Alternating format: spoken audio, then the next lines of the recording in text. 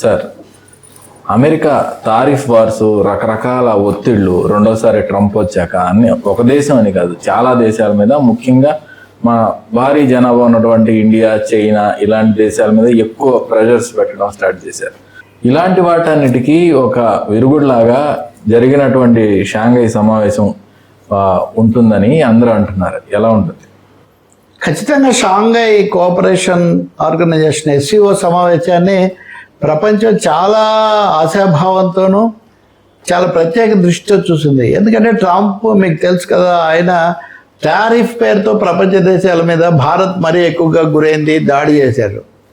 అక్కడికి ఎక్కడి దాకా వచ్చాడంటే ఆయన తమ రక్షణ మంత్రిత్వ శాఖకు మినిస్ట్రీ ఆఫ్ డిఫెన్స్ అన్నదాన్ని మినిస్ట్రీ ఆఫ్ వార్ అని నామకరణం చేయాలని తాజాగా నిర్ణయించారు. 1949 వరకు అమెరికా రక్షణ మంత్రిత్వ శాఖ అనేది లేదు, మినిస్ట్రీ ఆఫ్ వార్ అనే దాన్ని అనేవాళ్ళు. తర్వాత ప్రపంచ పరిస్థితులు, ఐక్యరాజ్య సమితి ఇవన్నీ వచ్చి దాన్ని మినిస్ట్రీ ఆఫ్ డిఫెన్స్ అన్నారు. కానీ ట్రంప్ ఇప్పుడు దాన్ని మళ్ళీ వార్ మినిస్ట్రీ, యుద్ధ మంత్రిత్వ శాఖ అని పేరు పెడుతున్నాడు. అంటే ట్రంప్ కానీ అమెరికా కానీ అసలు ప్రపంచ దేశాలకు ఎలాంటి మెసేజ్, ఎలాంటి సిగ్నల్ ఇవ్వదలుచుకున్నారు అంటే ఒక భయపెట్టదలుచుకున్నారు. ఎందుకంటే వాడు దెబ్బతిన్నాడు కదా, దివాళా తీసిన జమీందారు ఇంకా పెత్తనం చేసినట్టుగా అమెరికా అంతర్జాతీయంగా తన ఆధిపత్యాన్ని, ఆర్థిక ప్రయోజనాలను కాపాడుకోవడానికి టారిఫ్ వార్ సాగిస్తుంది. భారతదేశం మీద అయితే 50% పైన, అంటే సగానికి సగం టారిఫే. ఇంకా ప్రొడక్షన్ కాస్ట్ ఏంటి, దాని సేల్స్ రేట్ ఎంత, ఇదంతా. ఇక్కడ 2 కీలకమైన సూత్రాలు ఉన్నాయి. టారిఫ్ అనేది దేశాల మధ్య వాణిజ్యాన్ని నిర్ధారించే కొన్ని అంతర్జాతీయ వేదికలు ఉన్నాయి, కొన్ని నిబంధనలు ఉన్నాయి. వాటి ప్రకారం ప్రపంచ దేశాల వాణిజ్యం జరుగుతుంది. కానీ ట్రంప్ రెండోసారి వచ్చాక ఇప్పుడు ఆయన చేస్తుంది ఏంటంటే ప్రపంచ దేశాల మధ్య అవగాహన అన్నది లేదు, 2 దేశాల మధ్యనే జరగాలి. అందులో నాది బలమైన ఆధిపత్య దేశం కాబట్టి నేను చెప్పిందే జరగాలన్నట్టుగా బ్రెజిల్ మీద, భారతదేశం మీద చాలా ఎక్కువ ఇవి వేశాడు టారిఫ్లు. మిగిలిన EU దేశాలను, వీటన్నిటిని కూడా, చైనాను కూడా, బ్రెజిల్ను చేయబోతే అవి కొంత అడ్డం తిరిగాయి కొన్ని. ఎందుకంటే భారతదేశం నరేంద్ర మోదీ ట్రంప్కి చాలా అనుకూలంగా ఉంటారనే అభిప్రాయము, ఆచరణ కూడా అలాగే నడిచింది కదా. కాబట్టి ఈ పరిస్థితుల్లో ఇంకా రెండోదేమో ఇండియా, చైనా శాశ్వత శత్రువులు కాబట్టి చైనాను ద్వేషం, చైనా వ్యతిరేక రాతలు ఇవన్నీ మనం ఎప్పుడు చూస్తుంటాం. రెండు దేశాలు వాటి ప్రయోజనాలు వాటికి ఉంటాయి, సందేహం లేదు. కానీ 2 ఇరుగు పొరుగు దేశాలు, గొప్ప చరిత్ర కలిగిన దేశాలు, ఇవి సఖ్యంగా ఉంటే ప్రపంచ శాంతికి, సుస్థిరతకు చాలా దోహదం అని అందరూ కోరుకుంటారు. షాంఘై కోఆపరేషన్, దీన్ని షాంఘై చొరవ అంటారు. ఇండియా, చైనా, రష్యా, బ్రెజిల్, దక్షిణాఫ్రికా స్థాపించాయి. తర్వాత దీంట్లో ఇరాన్, ఇథియోపియా, ఇంకా కొన్ని దేశాలను వాళ్ళు కలుపుకున్నారు. ప్రపంచంలో గతంలో నాటో లాంటివి ఉన్నా, లేకపోతే ఇటు EU లాంటివి ఉన్నా, వాటికి భిన్నంగా ఇందులో వర్ధమాన దేశాలు, ప్రపంచవ్యాప్త దేశాలు ఎక్కువగా ఉన్నాయి. కానీ ఈ అపార్థాల కాలంగా భారతదేశం, చైనా మధ్య కొంత, ముఖ్యంగా గాల్వాన్ ఘర్షణలు, కొంచెం దూరం ఎడం పెరిగిన పరిస్థితి ఉంది. అమెరికా మొదటి ఆర్థిక వ్యవస్థ, చైనా రెండోది, జర్మనీ మూడోది, ఇండియా నాలుగోది, జపాన్ ఐదోది.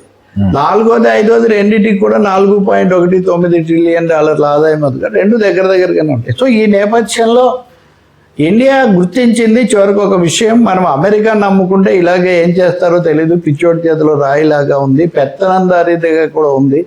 పైగా స్నేహంగా ఉన్న మన మీదే చాలా ఎక్కువ భారాలు వేస్తున్నారు. కాబట్టి మళ్ళీ హిందూ చీని బాయ్ అన్నట్టుగా మళ్ళీ నరేంద్ర మోదీ 7 ఏళ్ల తర్వాత చైనా వెళ్ళారు. వాళ్ళిద్దరి కలయికను ప్రపంచం చాలా విప్పారిన నేత్రాలతో చూసిన తర్వాత షాంఘై సమావేశం కూడా జరిగింది. షాంఘై సమావేశం శిఖరాగ్ర సభలో మోదీ కూడా పాల్గొన్నారు, పుతిన్ కూడా పాల్గొన్నారు. అది అయిన తర్వాత చైనా విజయోత్సవం. సో వీటన్నిటి ద్వారా షాంఘై కోఆపరేషన్ అన్నది ఈ దేశాల మధ్య $60,000 కోట్ల వాణిజ్యం జరుగుతుంది. ఓకే, ఈ దేశాల మధ్యలోనే, వేరే వాళ్ళతో సంబంధం లేకుండా, అంతర్గతంగా. కాబట్టి పెద్ద దేశాలు ఇవి, ముఖ్యంగా ఇండియా, చైనా, రష్యా. ఈ సంబంధాల పెరుగుదల, గట్టిగా నిలదొక్కుకోవడం అన్నది ప్రపంచ శాంతికి ఒక పెద్ద రక్షణగా ఉంటుంది. మోదీ వాళ్ళిద్దరు కూడా అన్నారు, మనం రైవల్స్ కాదు, వీఆర్ పార్ట్నర్స్, మనం విరోధులం కాదు, భాగస్వాములం అని. దాన్నే కొంచెం ఫిగరేటివ్గా అలంకార భాషలో dragon and elephant dance together అని వాళ్ళు చెప్పారు. అంటే ఇది ఒక పెద్ద పారాడిమ్ షిఫ్ట్. అంత ముందు దాకా అవును. మనం దీన్ని ఎవరు హైలైట్ చేయరు. నిన్న ఈరోజు కూడా చైనా, ఈ రోజు కూడా నేను ఈనాడులో చూస్తున్నాను, ఇండియా చైనాతో ఉండాలా అమెరికాతో ఉండాలని క్వశ్చన్ మార్క్. ఇవన్నీ కనిపిస్తుంటాయి కూడా. ఇంకో మాట కూడా చైనా వాళ్ళు చెప్పింది, సరిహద్దు వివాదం ఉంటే ఉంటుంది, అన్నీ మనం ఆ కాళ్ళతోనే చూడాల్సిన అవసరం లేదు అని చెప్పారు. కాబట్టి ఇండియా చైనా రష్యా దగ్గర అయితే కనుక ప్రపంచ చిత్రంలో వచ్చే ఒక మార్పుకు షాంఘై సమావేశం ఒక ఇదే అవుతుందని. రెండోది, చైనా తన విజయోత్సవంలో డిఎఫ్సి అనే వీటిని ప్రదర్శించింది, మిసైల్స్. అవి ఎక్కడికైనా పోతాయి అన్నమాట ప్రపంచంలో. అలాగే 12,000 కిలోమీటర్లు వెళ్ళే క్షిపణులు, చాలా బలమైన ఆయుధ సంపత్తిని వాళ్ళు ప్రదర్శించారు. ఇంత ఇచ్చి యుద్ధం కాదు, శాంతి కావాలని వాళ్ళు చెప్పారు. ఈయనేమో ఉన్న మంత్రిత్వ శాఖనేమో యుద్ధ మంత్రిత్వ శాఖ అని మారుతున్నారు. కాబట్టి ఈ నేపథ్యంలో చూసినప్పుడు షాంఘై అది కానీ చైనా ఇండియా వీళ్ళ సంబంధాలు కానీ కొంత విరుగుడుగా ఉంటాయి. కొంత ఈ దేశాల మా నరేంద్ర మోదీకి లేదా ఆయన్ను ముందు పెట్టుకొని అనేక విధాల ఒక విధంగా విద్వేషం పెంచిన సంఘ పరివార్ వాళ్ళకు కూడా ఇది ఒక కనువిప్పుగా ఉంది. అంటే ఆచరణలో వాళ్ళు గుర్తించాల్సి వచ్చింది అని. తర్వాత ఏమవుతుంది, ట్రంప్ ఏమో చిందులు తొక్కుతూనే ఉన్నాడు. నన్ను దెబ్బతీయడానికే వీళ్ళందరూ కుట్ర పన్నారు అక్కడ అని చెప్తున్నాడు.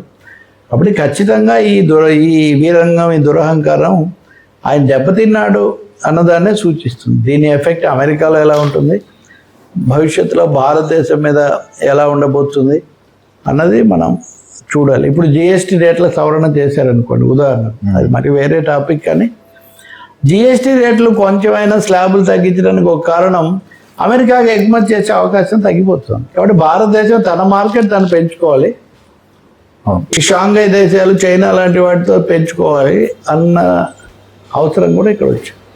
Right sir.